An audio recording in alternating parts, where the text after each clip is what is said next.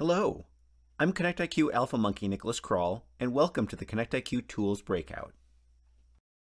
In this breakout, we're going to get a preview of the upcoming changes coming to ConnectIQ, including the ConnectIQ Store, the Visual Studio Code extension, ConnectIQ 4 Super Apps, the ConnectIQ 4 Graphics Pool, the ConnectIQ 4 Drawing System changes, and when all of it is rolling out.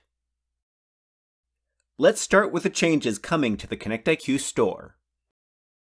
We're adding new categorizations to the store that you can use to recategorize your app. We will be changing the categories on the front page later this year with a goal of getting more of your content onto the front page. We have hundreds of watch faces under the digital and analog watch face categories, which buries a lot of wonderful watch faces from view. To fix this, we're adding the following categorizations. Simple for faces that keep it simple, stylish for faces that have focus on a decorative appearance, animal for faces featuring animals, nature for faces with floral or natural beauty, around the world for faces with places, and geek and retro for faces with more nerd appeal. For data fields, we are adding the following categorizations. Dashboards are for data fields that display multiple metrics on a single page. Gym is for indoor training metrics. Sensor and secondary display are for data fields that work with external sensors or displays. Finally, for device apps, we are adding categorizations for golf and strength training. Here are some other upcoming new features coming to the store. Make OAuth request will be moving from Connect to the ConnectIQ Store for most devices. If you use ConnectIQ's Make OAuth request, you will need to direct users to the ConnectIQ Store app instead of Connect. A number of apps have started using third-party payment solutions. For these apps, we are adding a decoration to the Store page and app tile that better communicates to the user that a payment is involved. If your app requires payment to function, you will be required to check this in your app details so it can be communicated upfront to the user. We will let you know more about these features on the ConnectIQ forums when they are nearing launch. Now let's discuss what I know you're all excited about, the Visual Studio Code extension. When ConnectIQ launched, we provided a plugin for Eclipse as our development environment. The Eclipse IDE is sophisticated at best and complicated at worst, to the point that Eclipse can be a barrier to entry for learning ConnectIQ. People can get lost because they downloaded the wrong version or can't find the perspective, so we decided it was time for a change. Visual Studio Code has become very popular and has a very extendable architecture. We are migrating all of our functionality to a new extension for Monkey C. A preview of the VS Code extension is now available. It includes SDK integration, project creation, Monkey C and Jungle editors, and manifest manipulation tools. The debugger and the app settings editor are not yet available, but will be coming in a future release. Before installing the extension, first get the ConnectIQ SDK Manager from developer.garmin.com. Next, in VS Code, go to the Extension Marketplace and install the Garmin Monkey C extension. To configure the extension, go to File, Preferences, Extensions, and select the Monkey C extension. Finally, add the path to your developer key. Now you're ready to build. You can create a new project in Visual Studio Code using the command palette. Simply type New Project and then select ConnectIQ New Project from the options. Next, enter the name for your new project. Set the directory for your project using the file browser. Set the app type based on if you want to create a new watch face, data field, widget, app, or audio content provider. For the app type, select the project template you would like to use. Finally, set the minimum SDK level for your project. After you complete this step, the extension will create your project. When editing the project manifest, we have 3 commands in the command palette to help: edit products, edit permissions, and edit languages. Finally, you can always import projects by using Open Folder. Next, let's discuss Super Apps. This is the biggest change to device apps since ConnectIQ launched. Up until now, ConnectIQ has had 5 app types. watch faces, data fields, widgets, device apps, and audio content providers. But let's take a moment to look at widgets. Widgets provide a carousel of information to the user. The intent of widgets was to give developers a way to serve up information at a glance, but in practice they are somewhat confusing.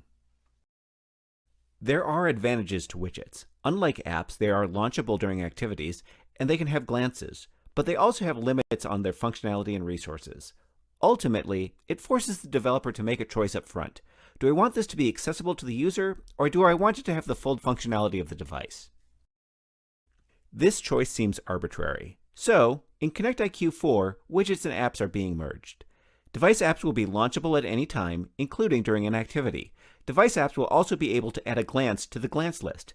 Finally, device apps will keep their top-tier access to system resources. During an activity, the user can return to the watch face, and from there, access the glance list. They can then use the glance to launch into the app. When they are done, they can return to the glance list, and then back to the activity. In this new approach, there are times where your app can be killed in the background. When this happens, your app base on stop will be called with a parameter of save state mapped to true. If possible, persist your state into storage. When you are relaunched by the system, your on start will have the parameter restore state mapped to true. Use that as an opportunity to restore the app back to its previous state. You might be concerned about your existing widgets. Don't worry. If you build these for ConnectIQ 4 products, they will be converted to device apps by the build tools, but remain as widgets for ConnectIQ 3 and below products. Now let's talk about the graphics pool. ConnectIQ has a different memory heap budget for each device, and that budget can vary based on the app type being implemented. While straightforward, this can cause issues when making apps that use image resources. When your app launches, some of the heap will be used by your application code and data. But loading an image from resources can take a variable amount of space from the heap. How variable? Take a look at the size of a full-screen buffer for these products. A full-screen image on the Phoenix 3 could take 23 kilobytes, while on a Phoenix 6X it could take 3 times as much, or over 10 times as much on a Venue. So an app on one product that works fine could run out of memory on another product. This communicates the following message to developers. Use images at your own peril, or you know what, just don't use them. This is what's known as not a good look. In ConnectIQ 4, a new separate graphics pool will exist alongside the application heap. Your application heap will still be used for code, data, and objects. But when resources are loaded, they will populate the graphics pool. This is a good time to outline the major API change in ConnectIQ 4. In ConnectIQ 3, loading a resource returns the resource object, but in ConnectIQ 4, loading a resource returns a reference to the resource object. We've updated all APIs that take resources to take references as well, so this should be a mostly transparent change. If you load more than what is available into the graphics pool, it will purge resources in order to make room. But if you need that resource, it will lazily reload your resource back into the pool. Bitmaps, fonts, and buffered bitmaps will now switch from loading into the application heap to loading into the graphics pool. But let's talk about buffered bitmaps for just a second. The good news is that they won't cost against your heap. The bad news is that the API is slightly different than in ConnectIQ 3, including that a buffered bitmap can be freed between draw calls. The message we're sending to you is use buffered bitmaps at your own peril, or, you know, just don't use them. JK, LOL. Like I was saying, buffered bitmaps now can be freed underneath you. Getting a strong reference to the buffered bitmap object will also lock it in the graphics pool and prevent it from being freed. But if the graphics pool can't free memory, it could cause an out-of-graphics pool exception if you try to load more into it.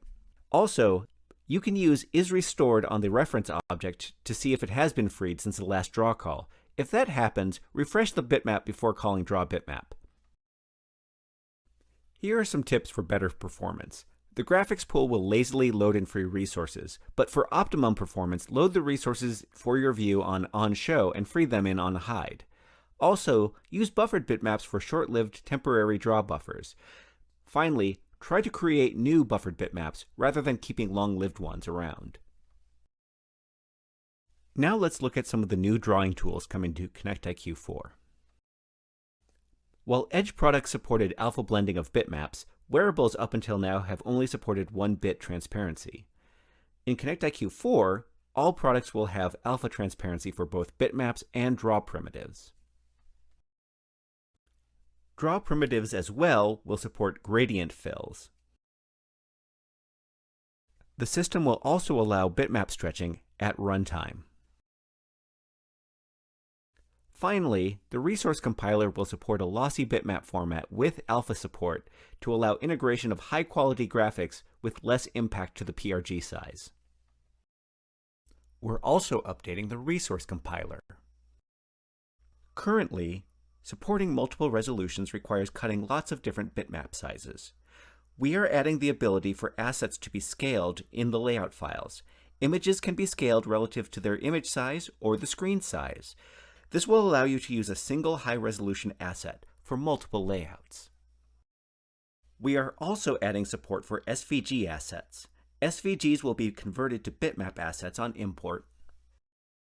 Finally, the resource compiler will now be able to use a single image asset as an icon and automatically scale it to different device resource sizes. You can still tailor your icon per device if you choose to do so.